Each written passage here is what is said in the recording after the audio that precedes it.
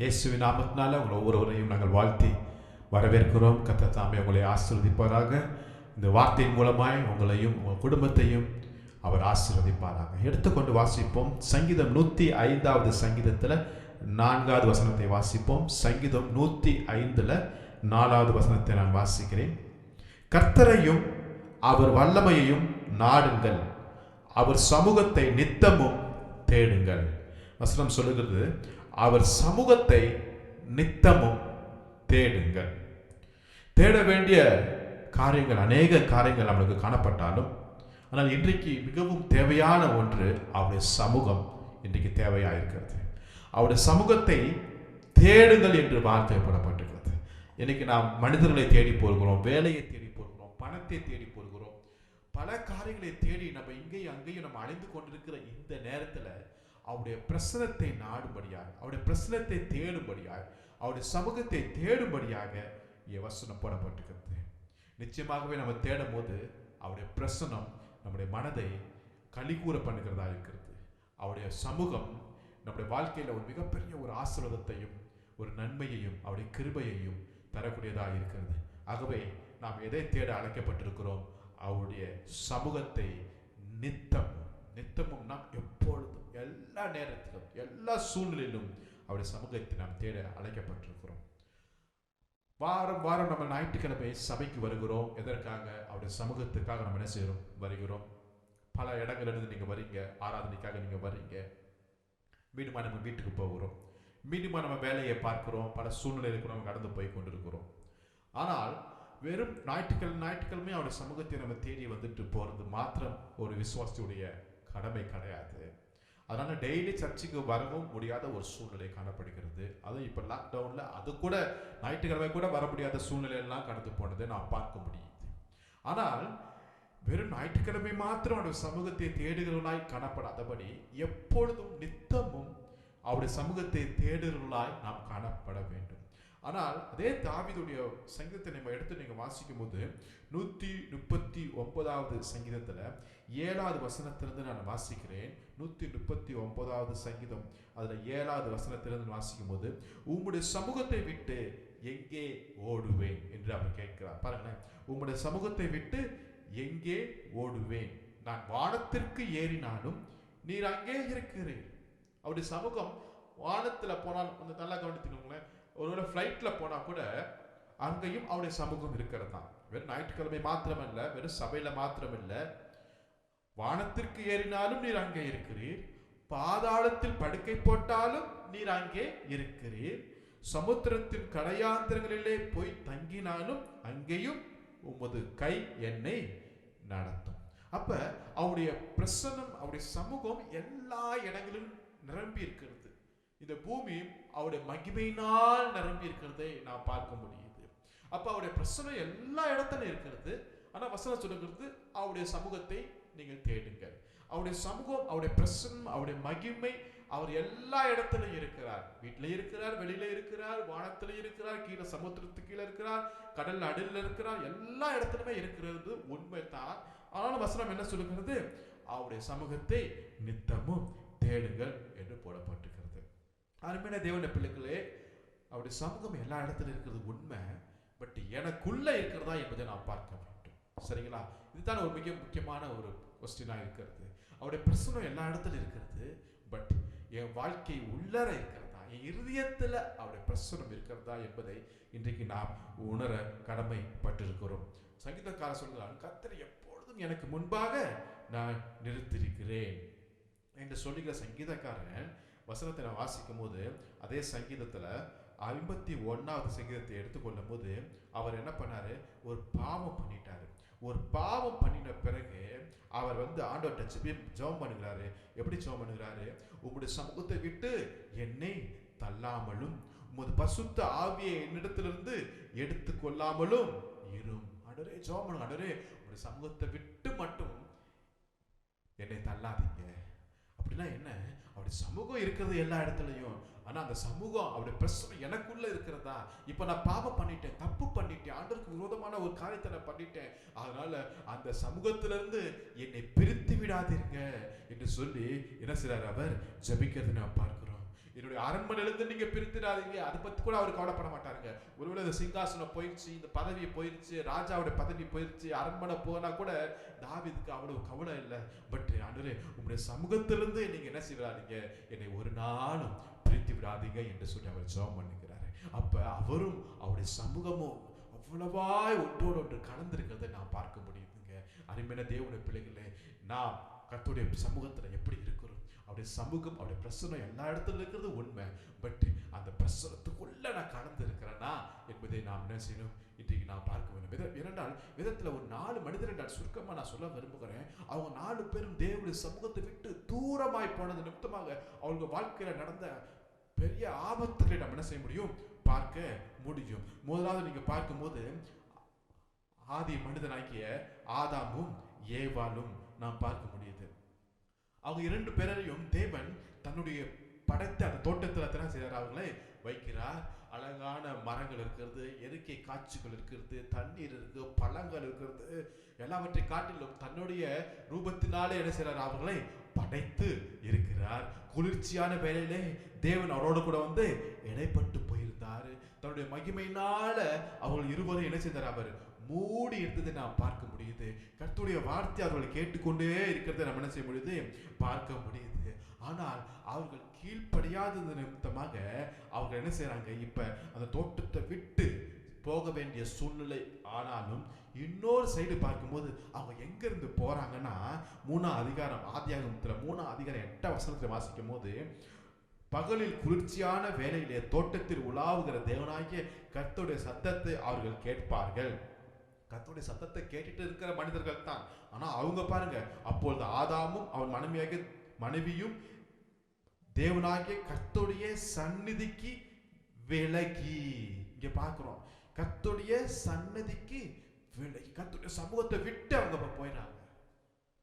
ஆண்டவரால படைக்கப்பட்டு ஆண்டுடைய வார்த்தையை ஒவ்வொரு நாளும் கேட்டுக்கொண்டு அவருடைய பிரசனத்தை உணர்ந்திருக்கிற மனிதர்கள் இப்பொழுது அவருடைய சமூகத்தை விட்டு என்ன செய்யறாங்க, ஓடி போகிறதை நாம் பார்க்கிறோம். நாமும் ஆண்டோட அழைக்கப்பட்டிருக்கிறோம், ஆண்டுடைய ஆசீர்வாதம் இருக்கிறது, எல்லாவற்றையும் நம்ம அனுபவித்துட்டு இருக்கிறோம். ஆனால் இப்படிப்பட்ட சூழ்நிலை வரக்கூடாது. அவருடைய சமூகத்தை விட்டு நம்ம என்ன செய்யக்கூடாது, போகவே கூடாது. அவர்கள் போனது நிமித்தமாக அவங்க வாழ்க்கையில் நடந்த காரியங்கள் என்ன தெரியுங்களா, அவங்க வசனத்தை வாசிக்கும் போது 3ஆம் அதிகாரத்துல 17ஆம் வசனத்தை வாசிக்கும் போது 3:17 வாசிக்கும் போது, பின்பு அவர் ஆதாமை நோக்கி, நீ உன் மனைவியின் வார்த்தைக்கு செவி கொடுத்து புசிக்க வேண்டாம் என்று நான் உனக்கு விலக்கின விருட்சத்தில் கனியை புசித்தபடினால் பூமி உன் நிமித்தம் சபிக்கப்பட்டிருக்கும். உயிரோடு இருக்கும் நாளெல்லாம் வருத்தத்தோடு அதன் பலனை புசிப்பார். நல்லா கவனிங்களேன், இவன் கர்த்தருடைய சமூகத்துல இருக்கும் போது, தோட்டத்துல இருக்கும் போது அவனுக்கு எல்லா ஆகாரமும் இனிமையா இருந்துச்சு, நன்மையா இருந்துச்சு, அது ஆரோக்கியத்தை கொடுத்தது, அது ஒரு ஆசீர்வாதமா இருந்தது. ஆனா எப்ப கர்த்தருடைய சமூகத்தை விட்டு விலகி போனாலும் அவருடைய உயிரோடு இருக்கும் நாளெல்லாம் வருத்தத்தோட புசிக்கிற ஒரு சாபம் வந்ததை நான் பார்க்கிறோம். இப்ப வெளியே போனான்னா அவனுக்கு என்ன சாப்பாடே கிடைக்கலையேன்னு அர்த்தமா? இல்ல, சாப்பாடு கிடைத்திருக்கும். ஆனா அது ஆசீர்வாதமான உணவா இல்லை, அதுல வந்து ஒரு ஆசீர்வாதம் இல்லை, அதுல வந்து ஒரு திருப்தி இல்லை. அருமையான தேவனுடைய பிள்ளைகளே, கர்த்தருடைய சமூகத்தை விட்டு நான் போகும்போது இதுவரை கிடைத்திருக்கிற ஆகாரம் சில சமயத்துல அது ஒரு சரியான நம்மளுக்கு தேவையான ஆகாரம் இல்லாம கூட இருந்திருக்கலாம். ஆனா அங்க கர்த்தருடைய ஆசீர்வாதம் இருக்கிறது. ஆனா கர்த்தருடைய சமூகத்தை விட்டு நம்ம போய்விட்டோம் என்றால் அதே ஆகாரம் நம்மளுக்கு பிரச்சனையையும் வியாதியையும் பலவீனத்தையும் சோர்வையும் ஒரு திருப்தி இல்லாத ஒரு ஆசீர்வாதம் இல்லாத ஒரு ஆகாரமாய் மாறக்கூடியதாய் காணப்படுகிறது. ஆகவே அருமையான தேவனுடைய பிள்ளைகளே, கர்த்தருடைய சமூகத்தை விட்டு நாம் ஒரு நாளும் போகவே கூடாது. அதே ஜெனிசிஸ்ல ஆதியாகமம் 4ஆம் அதிகாரத்தை நீங்க வாசிக்கும் போது அதுல 14ஆவது வசனத்துல வாசிக்கும் போது அங்கே ஒரு மனிதன் இருக்கிறார். அவர் பேர் காயின். அவர் சொல்லுகிறார் ஆண்டவர்கிட்ட, இன்று என்னை இந்த தேசத்திலிருந்து துரத்தி விடுகிறீர், நான் உமது சமூகத்துக்கு விலகி மறைந்து, நான் உம்முடைய சமூகத்திற்கு விலகி மறைந்து பூமியில் நிலையற்று அலைகிறவனாய் இருப்பேன் என்று சொல்கிறார். அப்ப இதுவரை அவருடைய சமூகத்துல இருக்கும் போது ஒரு நிலையான ஒரு ஸ்டடியான ஒரு பொறுப்புள்ள ஒரு மகனாய் காணப்பட்டாரு. ஆனா இப்ப சொல்றாரு, உம்முடைய சமூகத்தை விட்டு விலகி மறைந்து போயிட்டேன்னா நான் ஒரு நிலையற்று இருப்பேன். பூமியில எங்க போனாலும் நான் நிலையற்று இருப்பேன். ஒரு ஸ்டடியாவே இருக்க முடியாது, அலைஞ்சுக்கிட்டே இருப்பேன். அதுமாரி தேவனுடைய பிள்ளைகளை சில சமயத்தில் நம்மளோட வாழ்க்கையில கூட நிறைய அலைச்சல்கள், நிறைய நஷ்டங்கள், ஓடிட்டே இருக்கிறோம், சம்பாதிச்சுட்டே இருக்கிறோம், உழைச்சிக்கிட்டே இருக்கிறோம். ஆனா ஒரு ஸ்டடி இல்லை இன்னும் வாழ்க்கையில, குடும்பத்துல இன்னும் ஒரு ஸ்டடி இல்லை. காரணம் அவருடைய சமூகத்தை விட்டு நம்ம ஓடி இருக்கிறோம் என்பதை நல்லா கவனித்துக் கொள்ளுங்க. ஆகவே நம்முடைய வாழ்க்கை ஸ்டடியா இருக்கணுமா, நம்முடைய குடும்பம் இன்னும் உறுதியா இருக்கணுமா, அவருடைய சமூகத்துல நம்ம எப்பொழுதும் தொடர்ச்சியாய் அமர்ந்திருப்போம். மூன்றாவது நம்ம பார்க்கும்போது யோனா அதுல 1ஆம் அதிகாரத்துல 3வது வசனத்தை வாசிக்கும் போது கர்த்தருடைய சமூகத்தினின்று அவர் விலகி போகிறார். வசனம் சொல்லுகிறது, கர்த்தருடைய சமூகத்திலிருந்து யோனா விலகி அவர் தர்சீசுக்கு போகிறதை நாம் பார்க்கிறோம். கர்த்தர் சொன்னாரு, நீ நினிவேக்கு போ, அங்குதான் தேவை இருக்கு, அங்கதான் ஊழியம் இருக்கு, அங்குதான் என்னுடைய சித்தம் நிறைவேறணும், அங்குதான் நான் உன்னை வச்சு பயன்படுத்த போகிறேன். ஆனா இவன் காசு கொடுத்து கர்த்தருடைய சமூகத்தை விட்டு விலகி போனான். நல்லா கவனித்துக் கொள்ளுங்க, காசு கொடுத்து கர்த்தருடைய சமூகத்தை விட்டு விலகி போகிறான். சில சமயத்துல காசு, பணமும், பொருளும், இந்த உலக ஆசையும் உலக அந்தஸ்தும் கர்த்தருடைய சமூகத்தை விட்டு நம்ம விலகி போறதுக்கு அது ரொம்ப ஏதுவா இருக்கிறது. நாம் விசுவாசிகள் நல்லா கவனமாக பார்க்க வேண்டும். உலகம் என் பின்னாடி போட்டும், சிலுவை நம்மளுக்கு முன்பாக வரட்டும், பணம் நம்மளுக்கு பின்னாடி போகட்டும், இயேசுவை மாத்திரம் நம்ம முன்பாக வைத்து நம்ம ஓடுவோம். அல்லேலூயா. என்ன ஆணிச்சு, போறாரு, டிக்கெட் எடுத்துட்டாரு, அதுக்கெல்லாம் காசு இருந்துச்சு, ஃபர்ஸ்ட் கிளாஸ் டிக்கெட் எடுத்து நல்லா கீழே போய் நல்லா பெட்ல போய் நல்லா தூங்கிட்டு இருக்கிறாரு, நல்லா நித்திரை வந்துச்சு. ஆனா கர்த்தர் விட்டுருவாரா? இல்லை. பெரிய காற்று, ஒரு கொந்தளிப்பு, அலைகள் மேல பயங்கரமா பெரிய பிரச்சனை, எல்லாரும் கத்துறாங்க, எல்லாம் உயிருக்கு போராடி கொண்டிருக்கிறார்கள். காரணம், இந்த ஒரே மனிதனாகிய யோனா கர்த்தருடைய சமூகத்தை விட்டு விலகி தன் இஷ்டத்திற்கு போனதுனால, அருமையான தேவனுடைய பிள்ளைகளே, சில சித்தருடைய வாழ்க்கையில சில காற்று, சில புயல்கள், சில எதிர்பார்க்காத சில பிரச்சனைகள், சுனாமி போல பெரிய மலைகளை போல எழும்பி வரும்போது நல்லா யோசிங்க, ஒருவேளை நான் கர்த்தருடைய சமூகத்தை விட்டு நான் விலகி என் இஷ்டத்திற்கு நான் முடிவெடுத்து போகிறேனோ நினைத்து பார்க்க வேண்டும். 4வதாக பார்க்கும்போது லூக்கா எழுத சுவிசேஷம் 15வது அதிகாரத்தில் 13ஆம் வசனத்தை வாசிக்கும் போது அந்த இளைய மகன் தூர தேசத்துக்கு புறப்பட்டு போயிட்டானா. தூர தேசத்துக்கு புறப்பட்டு போயிட்டான். தந்தையுடைய அந்த ஸ்தலத்தை விட்டு தூர தேசத்துக்கு போயிட்டார். தந்தை இருக்கிற அந்த வீட்டையிலிருந்து தூர தேசத்துக்கு போயிட்டார். போய் கொஞ்ச நாள் நல்லா தான் இருந்துச்சு. ஆனா ஒவ்வொன்றா இழக்க ஆரம்பிச்சு பன்றி சாப்பிடுகிற அந்த தவிடு கூட கிடைக்க முடியாத அளவுக்கு அவனுடைய வாழ்க்கை அவ்வளவு மோசமாய் போய்விட்டது. அதுக்கப்புறம் புத்தி தெளிந்து வருகிறார். என்னதை இழந்தார்? வஸ்திரத்தை இழந்தார், மோதிரம் அதிகாரத்தை இழந்தார், செருப்பை இழந்தார், நல்ல சாப்பாடை இழந்திருக்கிறார்.